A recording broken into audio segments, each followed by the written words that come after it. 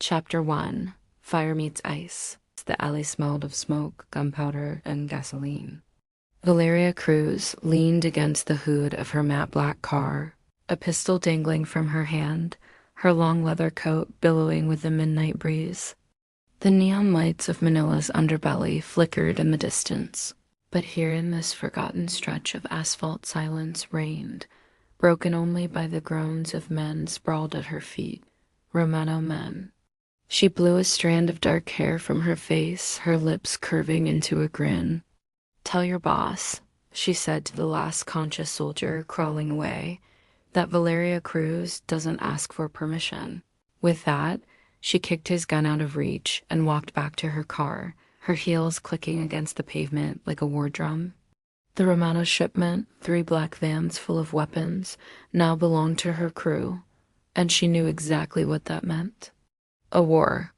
Across the city, inside a candlelit penthouse that overlooked the restless sea, Damiano Romano was listening to the news. "The shipment, it's gone," his consigliere stammered. "Intercepted, men injured, some barely alive." They said it was her. Damiano's sharp jaw clenched. He set down his glass of whiskey, the amber liquid untouched. "Her," he repeated, his Italian accent cutting through the room like a blade. Valeria Cruz? He had heard of her, of course. Everyone had. The woman who clawed her way from the gutters, uniting gangs under her banner. Beautiful, ruthless, untamed. A wildfire in a world ruled by men. She wasn't supposed to last this long, but she had, and tonight she'd made the fatal mistake of stealing from him. Damiano rose from his chair, the weight of power shifting with every step. "Find her," he ordered, voice calm but lethal. "I'll deal with this." Personally, by dawn, Valeria was back in her safe house. Her crew celebrated, bottles of rum clinking, laughter bouncing off graffiti-stained walls. But Valeria? She sat apart, watching the sunrise bleed through cracked windows.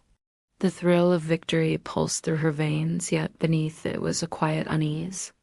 She knew Damiano Romano was no ordinary enemy. He wasn't just another gang leader with too much pride. He was the boss, strategic, merciless, patient. And if there was one thing Valeria had learned in her bloody rise to power, it was this.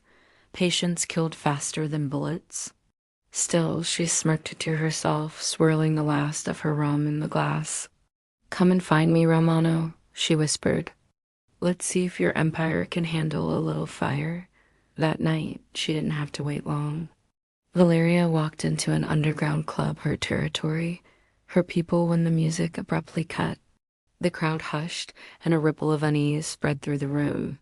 At the bar, sipping his drink as if he owned the place, sat Damiano Romano himself.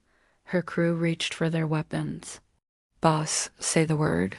"Stand down," Valeria said sharply, her eyes locked on the man across the room. Damiano stood, his presence commanding, his suit immaculate, every movement controlled. His cold gray eyes never wavered from hers. The air grew heavier as he approached, pushing through the silence.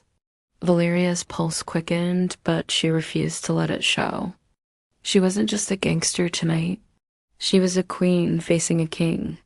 "Senorita Cruz," Damiano said smoothly, stopping a breath away. His gaze flicked over her face, her lips, her weapon resting casually at her hip. "You've caused me quite a problem." Valeria tilted her head, her grin sharp. "Problems are just opportunities in disguise, Romano." "Maybe you should thank me." A low chuckle escaped him, dark, amused, dangerous. "Gold, but theft is still theft. And blood must be repaid." The club seemed to hold its breath. Fingers twitched on triggers, waiting for the first shot. But instead of reaching for his gun, Damiano leaned in close, his words a whisper meant only for her. "You've got my attention, Valeria, and trust me, that's not a safe place to be." For the first time in years, Valeria Cruz felt something unexpected, not fear. Not anger, but a spark. Dangerous. Electric. The kind of spark that started wars and love stories. She smirked, stepping even closer until their faces nearly touched. Then I guess we'll see who burns first.